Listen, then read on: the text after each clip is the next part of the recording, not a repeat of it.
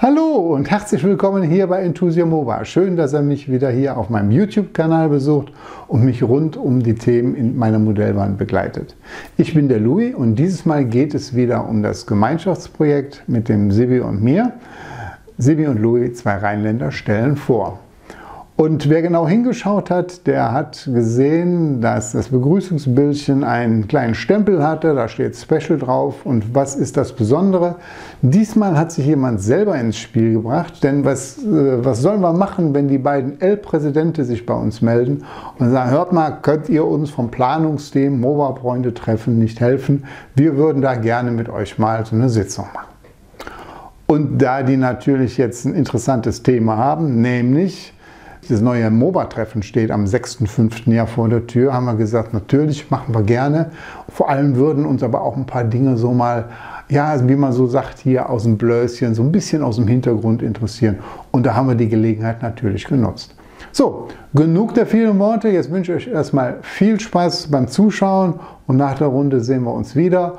Und nicht vergessen, auch mal unten in der Videobeschreibung reinzuschauen. Da findet ihr alle möglichen und nötigen Links rund um das Thema MOBA-Freunde-Treffen am 6.5. inklusive Anmeldebogen bzw. Anmeldeseite, wo man sich anmelden kann. Also wie gesagt, unten mal reinschauen und viel Spaß beim Zuschauen. Der Sibi sucht sich noch. Ich fange einfach mal an. Ne? Ja, bin da. Ja, dann da sind sie ja, die beiden L-Präsidenten, die wir jetzt hier haben. Also wenn ihr ruft, dann ist das für uns Befehl. Ne? So ist es halt.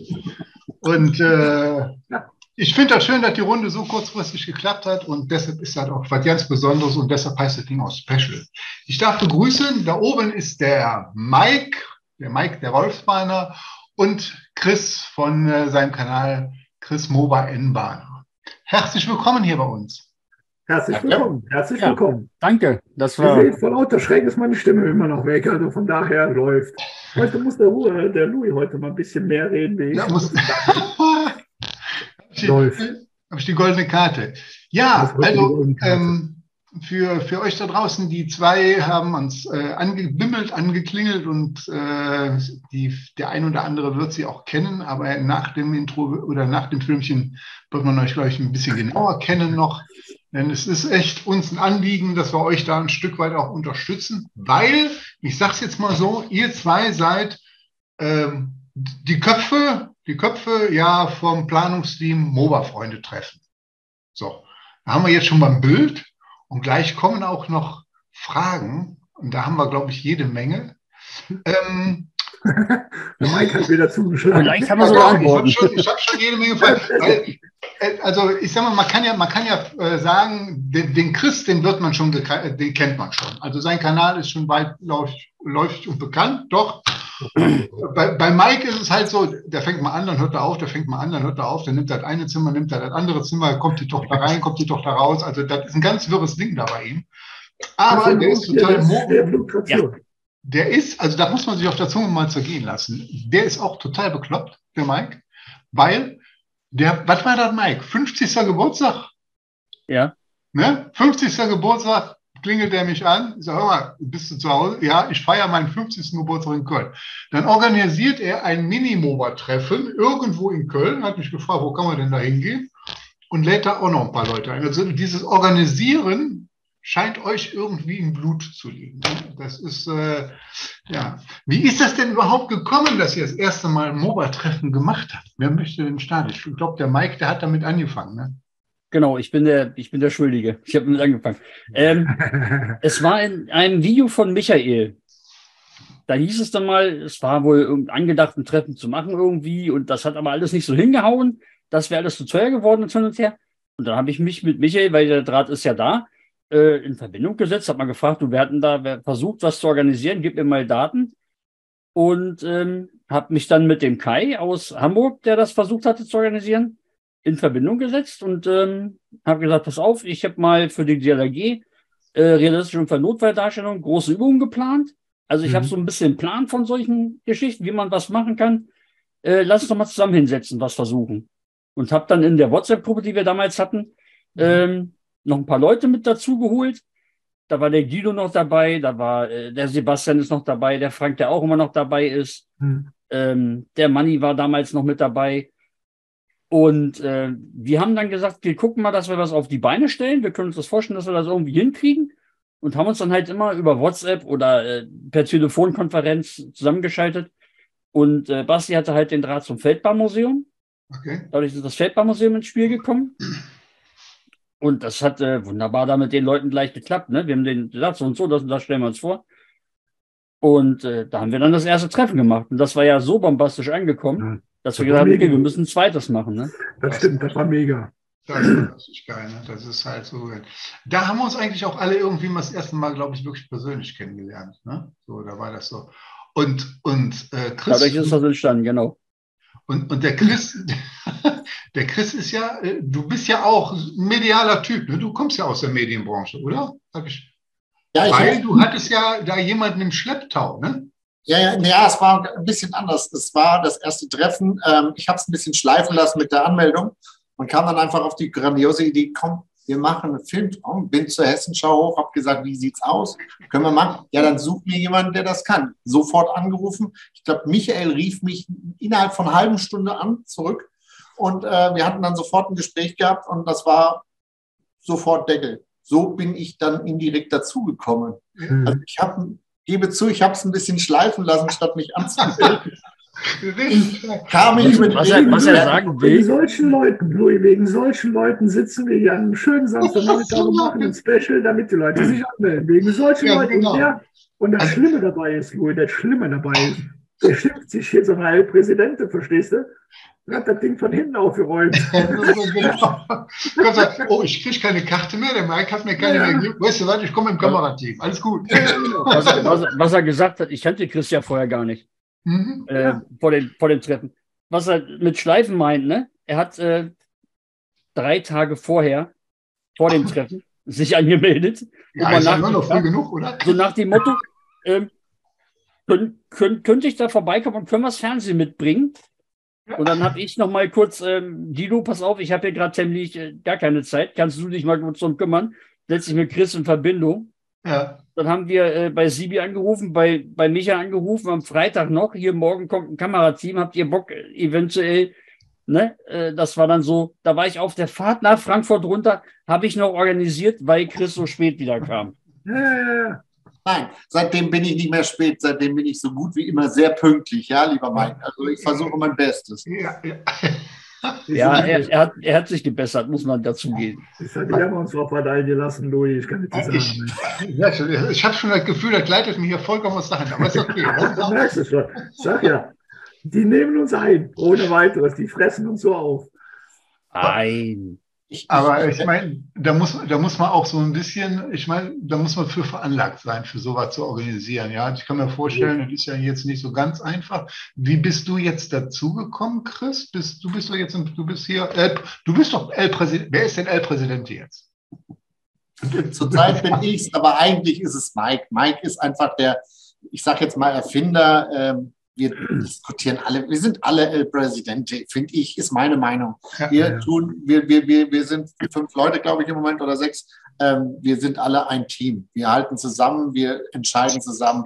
Ich finde, da gibt es nicht einen Chef, sondern es gibt mehrere Chefs, sagen wir es mal so. Ich bin dazu gekommen, am Abend des ersten Treffens war mir noch ein Schnitzelhaus gewesen, ein Großteil.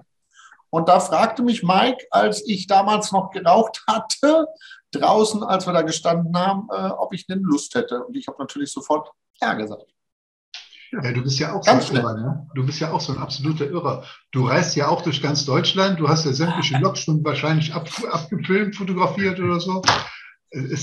Und du wohnst ja unmittelbar auch du direkt an der Trasse und du siehst mal die neuesten Modelle bei dir vorbeirauschen. Ja, das ist der immer draufspringt so unterwegs. Weißt du, der steht ja nicht am Bahnhof. Dann Trampolin im Garten und dann schmeißt er sich da drauf in die Zeh drauf. Ja. Nicht ganz so ist es, aber sehr viele Züge, die ich vor dem Fenster vorbeifahre, fahren kurze Zeit später auch auf meiner Bahn, weil ich sie dann gekauft habe. 7er Flixtrain zum Beispiel stehen beide bei mir, weil ich sie alle bei mir vorbeifahren sehen. Toller Zug. Ja, also es ist immer auch immer spannend zu sehen. Also ich mache ja zurzeit noch ein Päuschen, aber dafür, also bei YouTube mache ich gerade ein Päuschen. Ich organisiere natürlich mit das Treffen, aber ich baue wie Weltmeister. Mein Bahnhof ist fertig geworden gestern.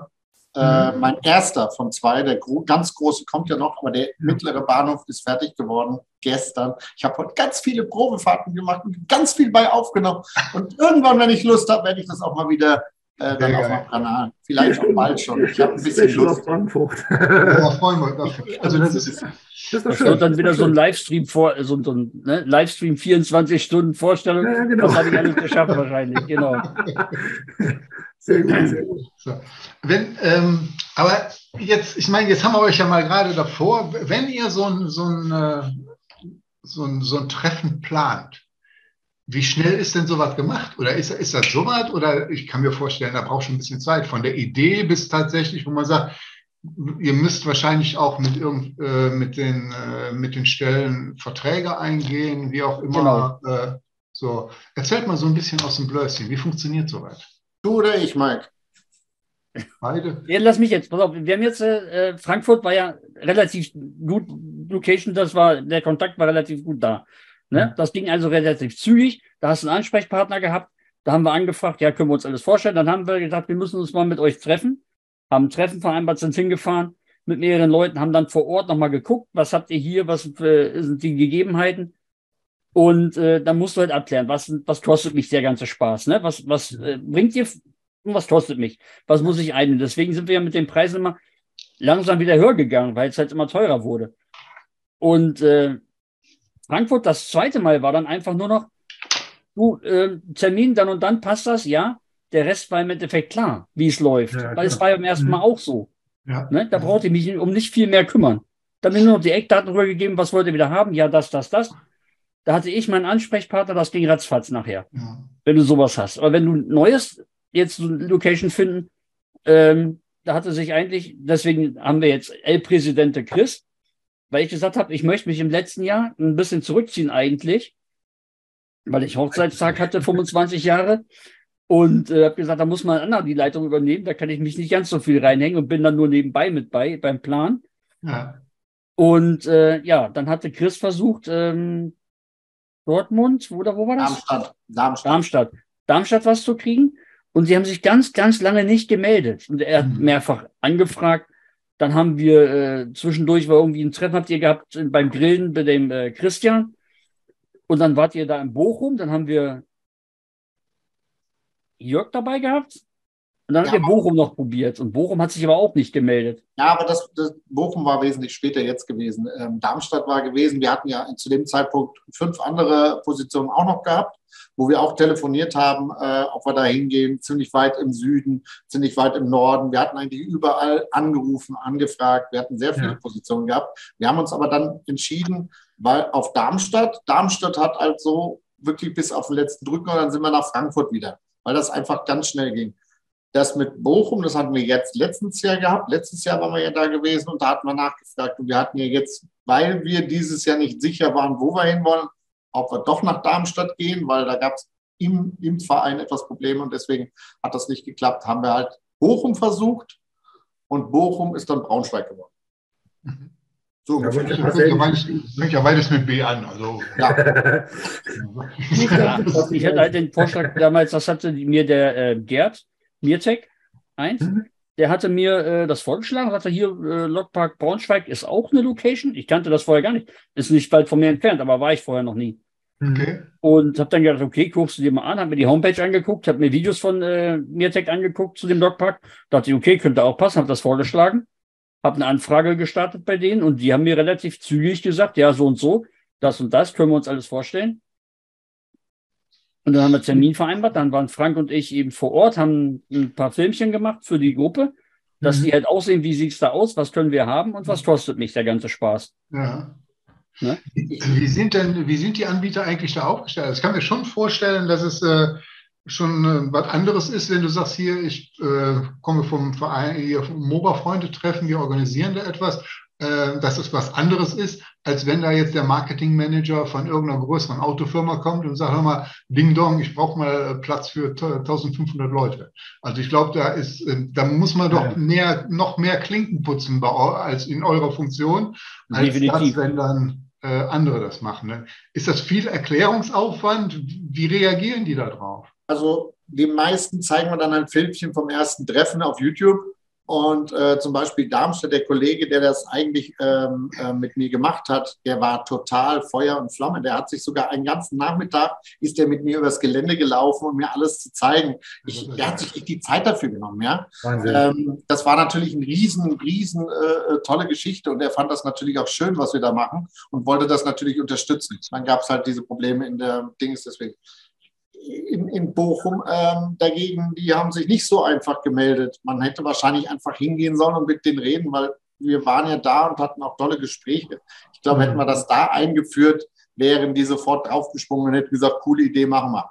Ja, klar. Das ist nicht schlecht gewesen, ne? Du musst den Leuten vernünftig erklären, was hast du vor, ne, im Endeffekt. Ja, klar. Und da hilft halt, wie gesagt, dass wir die YouTube-Filme alle haben, zu sagen, guck mal, pass auf, das ist unsere Internetseite, gibst den Link mit hier von den Filmchen und dann guckt euch da mal rein, dann hast du schon mal einen Großteil erledigt. Ne? Wirklich, ja. Jetzt Braunschweig war es auch so zum Beispiel, die haben gesagt, das auf Catering können wir dir nicht anbieten. Die haben zwar einen Grill da stehen, die haben auch eine Theke, einen Kaffeewagen, wo Kühlschrank und allen Krams drin ist, aber wir haben kein Personal, die sagen, wir stellen uns dahin den Tag. Ne, das können wir nicht machen. Wir haben gesagt, auch ihr würdet Geld kriegen, nee, haben sie nicht, geht nicht, also musste ich mich da auch noch kümmern. Caterer. So, jetzt sind wir ein Caterer, die einen sagen, ja, kann ich machen, aber 2000 ist Minimumumsatz, nach dem Motto, ja, nee, danke. Ne, wie viel soll ich nehmen von den Leuten? Ne? Ja, kannst du knicken, dann habe ich einen an der Hand gehabt, der hätte Burger gemacht. Aber der hat kein Personal, was Getränke machen kann. Ich sage, ich brauche aber nicht nur mittags einen, sondern ich brauche halt für den ganzen Tag einen, der mir Getränke ausgeben kann. Ja, klar. Ne? Also sind wir da auch nicht ganz ins Grüne gekommen. Ja, letzten Endes habe ich jetzt meinen Sohn gefragt mit seinen Freunden, die haben eine Garage, in der sie mal basteln. Ich sage, wenn ihr euch ein bisschen Geld verdient wollt, wir holen Getränke auf Kommission, ne, macht einen normalen Preis, wie sonst auch überall. Alles, was über ist, euer. Ja, haben sie gesagt, machen wir. Ja, ist doch geil. Also heißt, wir müssen saufen. Ja. Ganz klare Ansage, oder? Wir müssen aber was verdienen. Das ist okay. Wir reichen noch mit dem Zug an, von daher. Ja. Das war ja auch, die Überlegung war ja auch, Braunschweig ist jetzt wieder so weit oben, ne? Das merken wir ja auch an den Anmeldungen. Ne? Es kommen jetzt zwar auch mal ein paar andere wieder, aber die ganz aus dem Süden oder auch die Schweizer haben alle gesagt, so weit weg. Und Franz ist, glaube ich, auch noch am Überlegen. Der weiß auch nicht so genau, ob er kommt oder nicht. Ja. Klar, kann ich alles nachvollziehen. Wir haben aber extra gesagt, Braunschweig, pass auf, das Schöne ist halt, der Bahnhof ist relativ in der Nähe und wir werden ja am Bahnhof abgeholt, deswegen haben wir das auch mit reingenommen in die ganzen Dings. Kostet uns ja auch mehr. Mit dem Zug hinfahren, zum Bahnhof abholen und wieder zurückfahren, die Leute. Ne? Klar, natürlich. Aber wir haben gesagt, nee, das ist im Preis können wir mit 25 € kommen wir hin, wenn wir 100 Leute zusammenkriegen. Die haben wir noch nicht ganz. Wir sind bei 79 Leuten zahlende Gäste, 83 sind es, weil wir 4 Kinder dabei haben unter 12 Jahren, die zahlen ja nichts, haben wir ja gesagt. Nee, klar. Ne? Und es müssen halt 100 zahlende Gäste sein im Endeffekt. Also fehlen uns noch 21 Leute, dann können wir es stattfinden lassen. Also, und wenn wir die voll haben, dann senden wir auch erst den Rabattcode fürs Hotel, was wir ja organisiert haben. Ja, das ist ja auch so was, Mike. Rabattcode für ein Hotel, den hast du ja auch nicht einfach so gekriegt. Weil du da waren 2 Hotels, die in der Nähe vom Bahnhof sind, wo ich gesagt habe, da fragen wir einfach mal an, was bieten die uns an, wenn wir den Leute bringen. Ja. Ne, die waren preislich relativ gleich. Das Michel Hotel hat halt den besseren Rabatt gesagt. Und dann haben wir gesagt, okay, dann wählen wir das Hotel aus, fertig. Ja, perfekt. Man muss jetzt auch mal kurz, damit man auch versteht, warum wir so, ich glaube, 25 € nehmen dieses Jahr. Das hat aber auch zum Beispiel mit diesem Zug zu tun. Hätten wir jetzt einen Dampfzug genommen, was sie uns auch angeboten hat, wäre das Ganze noch teurer geworden. Deswegen haben wir gesagt, nehmen wir halt Diesel. Und ich glaube, die Aktion, dass wir einen bewegten Zug haben, der uns am Bahnhof abholt und abends im Feierabend zurückbringt, ist, glaube ich, auch ein kleiner, so ein i-Tüpfelchen. Ja, genau. Da werden wir wahrscheinlich viel mehr sprechen, anstatt uns die ganzen Loks anzugucken, weil das ist ja eigentlich das Hauptding. Aber so ein kleines Schmankerl dazu muss schon sein. Absolut. Macht das Ganze nochmal attraktiver. Ne? Ja, absolut. Letztes Jahr haben wir ja schon damit angefangen, mit dem Hotel freitags zu treffen. Also Leute, die wirklich Lust hatten, schon früher zu kommen, abends dann halt schon wirklich riesen tolle Gespräche zu führen. Ich war ja, wie ihr wisst, nicht dabei. Alter. Aber dieses Jahr werde ich kommen, egal ob ich es habe oder nicht.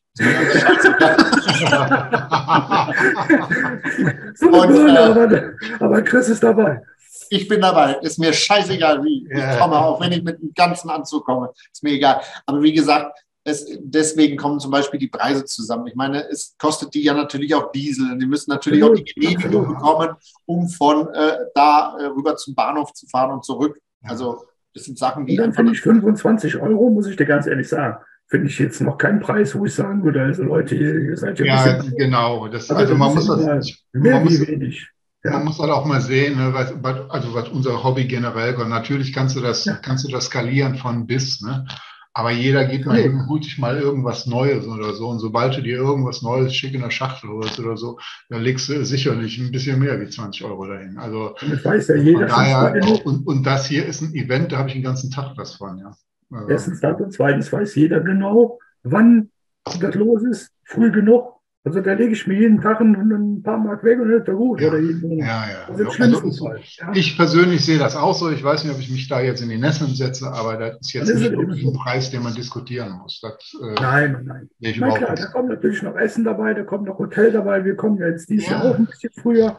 Ja, aber das weiß ich ja. Wenn ich dann den mache, dann komme ich am Tag und fahre am Abend wieder nach Hause, wie wir das letztes Mal auch gemacht haben.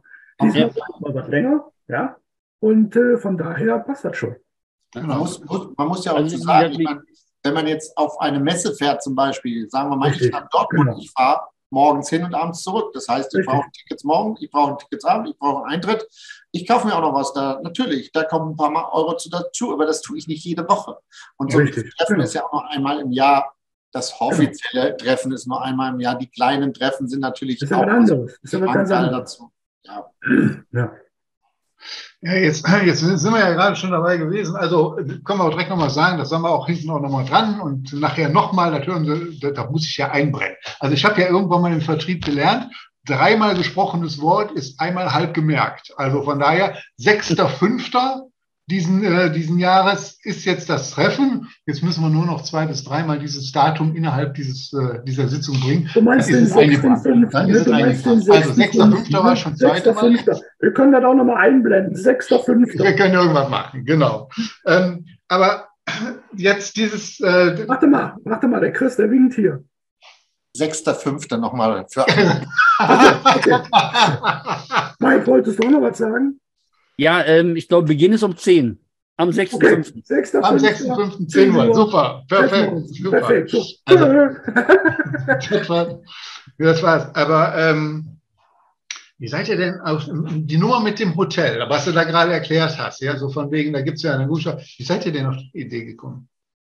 Durch diese Geschichte von letzten Treffen, von Frankfurt. Da hatten ja auch, habe ich ja das eine Hotel gehabt, wo ich halt auch war, weil ich ja auch einen Tag früher nach Frankfurt angereist bin, um halt ein paar Sachen noch zu klären, mit den anderen vorzubereiten und halt morgens als Erster dann da zu sein, weil ich will ja nicht hier morgens ankommen und dann gleich anfangen, Karten aufzustellen und Tische helfen, was auch immer. Deswegen reise ich dann auch bei solchen Sachen einen Tag vorher an. Und dann haben einige gefragt, du hast eine Idee, ein Hotel? Ich sage, pass auf, ich bin in dem und dem, das kostet mich so und so viel. Ne? Hast du Bock? Und dann war Andi aus der Schweiz zum Beispiel, hat gesagt, ja, er weiß noch nicht, Hotel. Ich sage, du pass auf, ich habe ein Doppelzimmer sowieso und ein Bett wäre noch frei. Wenn das für dich okay ist, rufen wir an, sagen, wir wollen halt bei uns ein großes Bett drin haben, weil es gibt ja dann Doppelzimmer mit 1,60er und 1,80er Bett. Ich sage, ich brauche ein Zimmer mit 1,80er Bett. Haben die gesagt, das ist gar kein Problem. Und Andi sagt, zack, komm, ich bin dabei. Somit hat sich für mich der Preis halbiert, weil jeder eine Nacht bezahlt hat und fertig. Ja, okay, also ein Schweizer haben wir dabei, oder? Oder ist das der Andi aus Berlin? Andi aus Berlin ist dabei, ja. Nee, von welchem Andi hast du gerade gesprochen? Der 63. Ja, also doch, ja. Andi 63 ist der Schweizer. Ja, aber nicht dieses Treffen. Nicht für das entkommen. Jetzt bin ich wieder da. Jetzt bin ich wieder da. Übrigens, am 6.5. ist das Treffen. Um 10 Uhr. 10 Uhr. Beginn um 10. Es ging ja nur jetzt. 6.5. 23. Die ging es ums Hotel, weil ich da jetzt drauf gekommen bin. Weil wir halt beim letzten Mal schon so viele Leute in einem Hotel waren. Und das halt cool war, abends schon, einen Tag vorher an der Bar abends noch zu sitzen. Wir waren ja erstmal, essen und dann waren wir in der Hotelbar. Bis nachts um 1 haben wir noch gesessen vor dem Treffen. Ja. Ne? das war halt cool. Und für viele war es ja auch cool, da war ja auch Tommy auch dabei aus Kanada, den dann auch mal live zu sehen, schon am Freitag. Ja, klar. Ne? Sonst wäre der am Samstag belagert geworden wahrscheinlich. Ja, natürlich. Ne? Ja, ist doch schön. Sag mal, so ein bisschen Historie, lass uns doch mal ein bisschen in die Zukunft gucken. Gibt es denn da ein Programm? Habt ihr ein bisschen was aufgeschaltet? Also ich habe jetzt schon mitgekriegt, wir werden abgeholt, das kriegen wir so. Organisiert ist auch, dass wir Bubu machen, können wir auch. Futter gibt es auch noch, glaube ich, habe ich mal gelesen. Ja, für Essen und Getränke sorgt halt mein Sohnemann mit seinen Freunden. Dann kannst du den ganzen Tag auf einer der Eisenbahn rumfahren. Da gibt es ja diese kleine Parkeisenbahn. 5 Zoll. 5 Zoll. 5 und 7 Zoll. Genau. Ist ja fast. Das wird dort laufen und ansonsten hoffe ich einfach, dass wir viele Gespräche haben und ihr könnt euch da auf dem Gelände auch ein bisschen umgucken. Ich wollte gerade sagen, also das hat ja bis all die Jahre super geklappt. Also, was man ja sagen muss, da war ja nie irgendwie mal ein schlechtes Wort oder sonst irgendwas. Das hat immer super klasse funktioniert. Egal wie. Ne? So. Und das muss man ja auch mal sagen. Wir, geil. Ja, und es sind so gute Gespräche gelaufen. Ich fand es richtig mega und da freue ich mich auch wieder drauf. Ich denke, das ist ja auch der Hintergrund von dem ganzen Treffen, dass man sich einfach austauschen kann. Ne? Ja. Dass man die Community zusammenbringt und sagt, hier, tauscht euch aus, wer hat was, wer findet irgendwo was gut, wer will sich mit dem unterhalten, wer will wen kennenlernen. Ne? Dafür ist es ja gedacht. Genau. Und schlechte Worte haben nichts verloren. Wir sind Eisenbahner, egal welche Größe, das ist einfach Leute, die die gleiche Technik haben, nur eine andere Größe, ist doch Schnuppe. Es soll Spaß machen, es soll Freude machen, tolle Gespräche. Genau. Ich freue mich tierisch drauf. Ganz genau. Ich fand schon das erste Treffen so grandios und deswegen, ich freue mich tierisch auf meinen. Also ich finde das auch eine mega geile Plattform. Ne? Also von daher ist richtig, richtig geil. Das war das auch beim letzten Mal hat der Mike mich dann auch schon mal gefragt, ob wir dann vielleicht nicht ich glaube, die Frage war, könnt ihr euch vorstellen, vor Ort hier eure 2 Rheinländer zu machen? Und da hatten wir abgesagt, aus einem ganz bestimmten Grund, nämlich genau den ihr gerade nämlich alles hier erklärt habt, dass man sich nämlich unterhalten kann, dass man untereinander so persönlich am Tisch sitzt und falls die Frage nochmal auftaucht, nein, machen wir jetzt in Braunschweig auch nicht, sondern wir wollen uns wieder mit den Leuten unterhalten. Da müssen wir nochmal drüber reden, Louis. Dann war das Treffen nochmal, Louis. Am 6. Mai. 6. Mai, 10 Uhr. 10 Uhr, gut. 10 Uhr. Und im Jahr 2023. Richtig. Also noch dieses Jahr. Ach, dieses Jahr. Dieses Jahr. In 4 Monaten. In 4 Monaten ist es so. Ist nicht mehr lange. Das ist aber was. Jetzt drängt die Zeit wieder, ne? Ein paar Leute fehlen ja noch. Also ich glaube, da können wir eigentlich alle gute Dinge sein, dass wir die paar Leute noch zusammenbekommen. Jetzt bis Ende Februar ist ja Anmeldeschluss, ne? Ja. So, und der Hotel-Rabattcode, dann haben ja auch viele dann schon geschrieben, wie sieht's denn aus? Hast du nicht mehr lang? Ich sage nein, weil es macht einfach keinen Sinn, wenn ich das jetzt rausschicke und ich muss nachher doch noch absagen. Dann musst du dein Hotel wieder canceln und. Ich sage, es reicht aber aus, bis Ende Februar haben wir Anmeldeschluss. Wenn ich es dann rausschicke, hast du immer noch bis Ende März Zeit, dich anzumelden im Hotel. Ja. Alles gut. Aber jetzt nochmal eine Frage andersrum. Das heißt, dann ist genereller Anmeldeschluss oder ist dann Anmeldeschluss, um dort zu bestätigen? Weil es können ja immer noch ein paar Nachzügler kommen, die dann sagen, ach jetzt, okay, dann passt das. Das haben wir eigentlich jedes Mal, dass noch Nachzügler kommen. Und wenn es machbar ist, dann nehmen wir die auch noch mit rein. Ja. Aber wir müssen halt diesen Termin setzen, den 28.02., weil wenn jetzt das Treffen nicht stattfindet, wenn ich wirklich die 100 nicht voll kriege, muss ich ja alles andere wieder absagen. Das heißt, ich brauche auch nochmal Zeit, um mit den Leuten zu kommunizieren. Ja, klar, natürlich.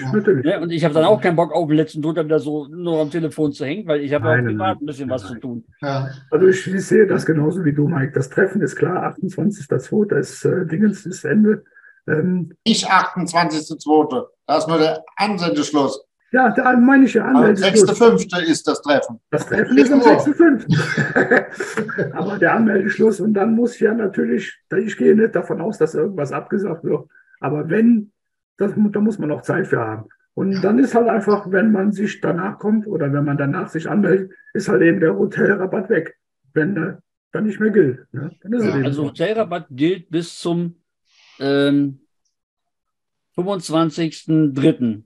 sind die Zimmer auf uns geblockt. Ja. Ne? Die haben also ein Kontingent an Zimmern sowohl Doppel- als auch Einzelzimmer für uns geblockt. Ja. Und wenn Sie bis dahin bis zum 25.03. sich anmelden mit dem Rabattcode, den Sie dann bekommen, Ja. kriegen Sie Zimmer aus diesem Kontingent. Und ab dem 26.03. werden die Zimmer wieder freigegeben. Ja, klar. Dann ist der Rabattcode weg. Perfekt. Dann Perfekt. ist er weg. Ja, aber ich meine, mehr wie es organisieren und mehr wie die Menschen darauf aufmerksam machen. Ich meine, die ganze Bewerbung des MOBA-Freunde-Treffen, das dritte, was jetzt in Braunschweig am 6.5. Kommt und um 10 Uhr beginnt, läuft ja schon eine ganze Weile. Von daher sollten jetzt die letzten wirklich noch mobilisiert werden. Wenn mehr kommen, habe ich jetzt verstanden, ist auch nicht schlimm. Das wollen mehr als 100 werden. Wir haben gesagt, bis 140 können wir Leute aufnehmen. Ja, das ist ja auch mal eine Botschaft. Wenn jetzt plötzlich einer sagt, Also, ich komme im Bus. ich habe da gar kein Problem mit, wenn sich morgen 60 Mails in meinem Postfach befinden, dann arbeite ich das nächste Woche ab. Gar kein Thema. Ja, Ich habe heute nichts mehr vor, den kannst du haben. Seid ihr mit dem Planen denn jetzt eigentlich schon komplett durch jetzt für den 6.5. oder habt ihr gesagt, das Thema ist jetzt durch, wir planen schon das nächste? Nein, das geht gar nicht. Wir müssen erst mal eins abwickeln. Dann haben wir 2 Tage Pause und dann fangen wir dran zu überlegen, wo machen wir das nächste. Also wir machen das sehr kurz nach dem letzten Treffen, haben wir gleich mit dem nächsten angefangen, weil einfach, du musst ganz früh anfangen. Ja. Klar gibt es irgendwelche Museen, die sagen, das können wir noch nicht entscheiden, wir müssen noch ein bisschen warten. Ein bisschen flexibel sind wir auch noch, aber wir können halt nicht bis zu X 2 Wochen vorher entscheiden. Wobei ich ja glaube, mit jedem Treffen, was ihr organisiert, wächst ja auch die Anzahl der Referenzen.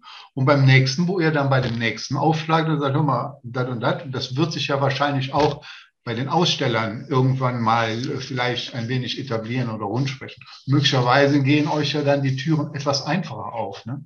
Vielleicht kommen wir auch auf die 2 zu, ne? Weiß man ja nicht. Wir haben ja Ideen und viele Positionen. Wir spielen ja auch mit Hamburg, aber das ist noch ein bisschen.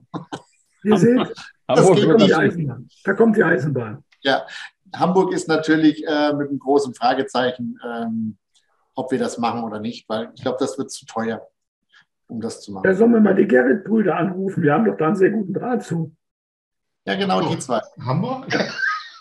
Ja, hör mal, da geht doch jetzt hin so ein Kunst ins Fernsehen und zeigt sich da irgendwie, keine Ahnung.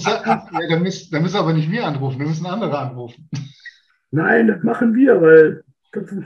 Ja, ist okay. Er baut wieder. Anderes Thema, bitte.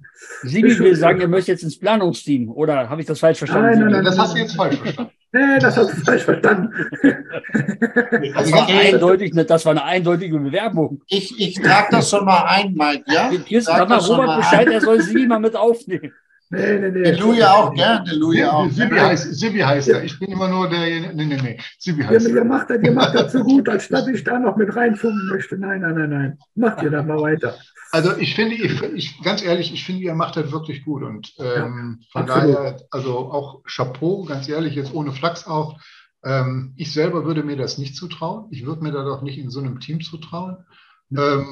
Dafür, glaube ich, muss man auch ein Stück weit gemacht sein und dafür muss man auch vielleicht ein Stück weit in ganz besonderer Form auch belastbar sein und auch bereit sein, so viel Zeit und Engagement dafür zu investieren, weit, glaube ich, über das Treffen ja hinaus, ne? Weil da gehören ja Fahrten dazu, ihr schaut euch die Dinge an, also es ist ja nicht nur so, dass ihr euch die im Internet anschaut, sondern ihr macht euch ja ein Bild vor Ort.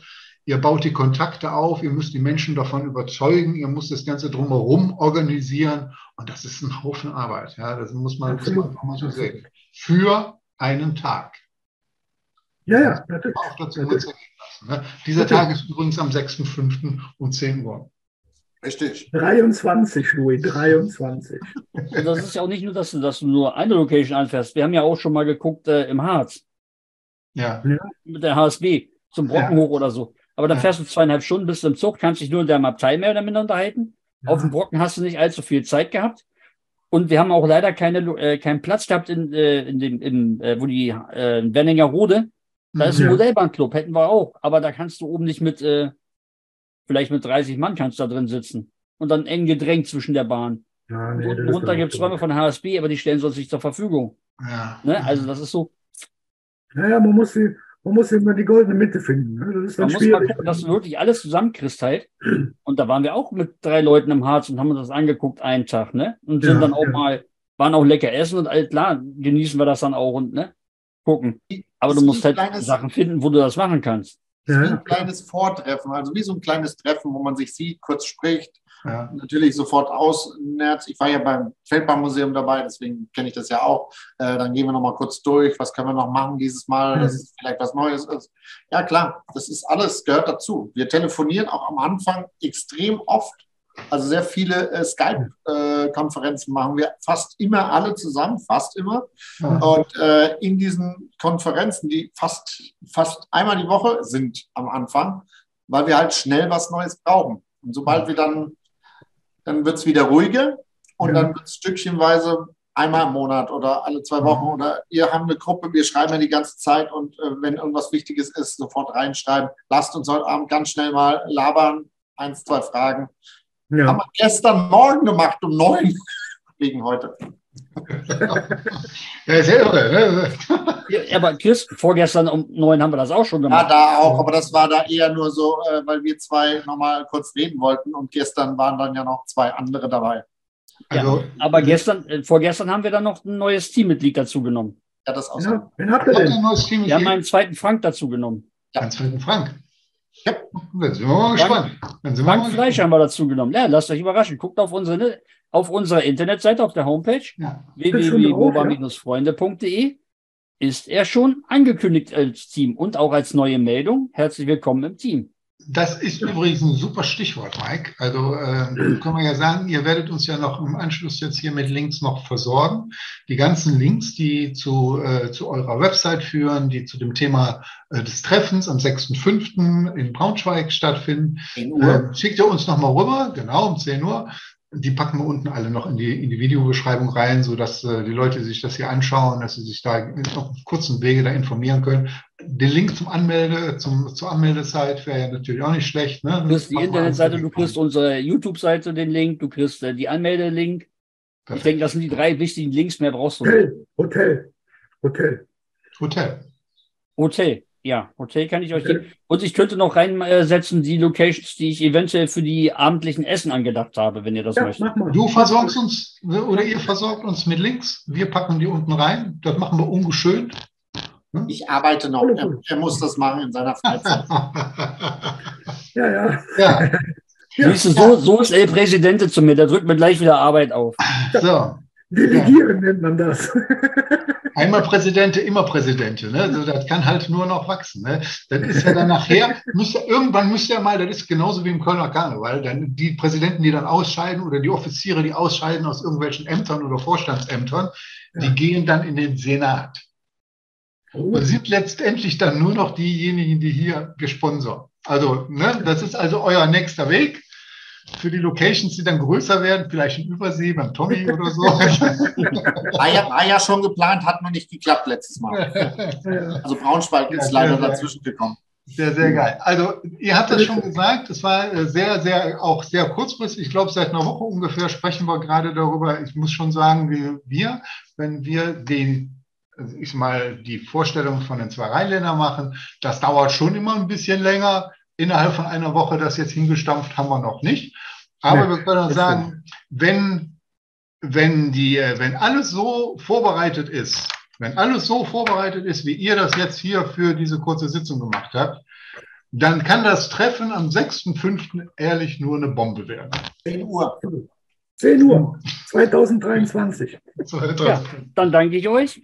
Ja, sehr gerne. Worte. Und dafür, dass ihr uns hier unterstützt nochmal mit eurem Format. Sehr gerne. Wir haben ja auch davon, ne? So ist das ja nicht. Wir machen das gerne. Ja, ihr Lieben. Chris, und bevor ihr jetzt wieder fragt, was ihr euch sagen könnt, was ihr verbessern könnt, ihr könnt nichts verbessern. Wenn man schon an der Spitze ist, da geht nichts mehr irgendwann. Ruhig. Nicht so unentspannt jetzt hier. Schwanz am Hund. Ruhig. Also an der Spitze sind wir noch lange nicht. Ne?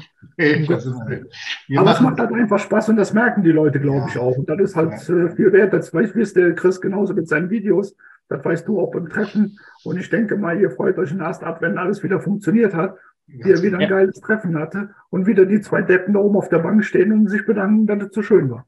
Ja, fertig. Perfekt, super. Also ihr 2, herzlichen Dank. Die Information, wenn noch was kommt im Nachhinein oder so, wenn ihr nochmal einen Teaser macht oder so, an uns könnt ihr euch gerne melden. Wir verbreiten das dann gerne nochmal und sagen herzlichen Dank, dass ihr die Zeit dafür gefunden habt. Gerne. Vielen Dank jetzt. Gerne. Danke. Bis dann. Tschüss. Ja, tschüss. Ciao, ciao. Ja, wie schon am Anfang gesagt, die 2 haben sich selber mit ins Spiel gebracht hier, aber ich fand es richtig und gut, weil uns, dem Sibi und mir, ist natürlich auch daran gelegen, dass das nächste MOBA-Freunde-Treffen stattfindet. Und ihr habt es ja mitgekriegt, wir sind noch nicht komplett, wir sind noch nicht vollständig, es ist noch so ein bisschen wackelig, also die letzten jetzt mal einen Ruck geben. Wir brauchen noch ein paar und 20 Leute, die sich jetzt hier anmelden, damit das MOBA-Freunde-Treffen in 2023 auch wirklich stattfinden kann. Ja, wie gesagt, alle nötigen Informationen dazu findet ihr unten in der Videobeschreibung. Schaut da bitte noch mal rein. Dort findet ihr auch die Anmeldeformalitäten. Dann nehmt euch jetzt ein Herz, einen Ruck und meldet euch an und dann sehen wir uns dort auch live. So, ihr Lieben, das war's wieder mal. Vielen lieben Dank fürs Zuschauen. Wenn es euch gefallen hat, dann freue ich mich über euren Daumen nach oben, aber ganz besonders auf euren nächsten Besuch. Und damit ihr die Fortsetzung nicht verpasst, lasst mir einfach euer Abo da. Das Glöckchen noch einschalten und ihr werdet hier automatisch vom Kanal unterrichtet, wenn es denn hier wieder was Neues gibt. Also dann, ich wünsche euch noch eine schöne Zeit. Macht's gut, bis zum nächsten Mal. Tschüss, euer Louis.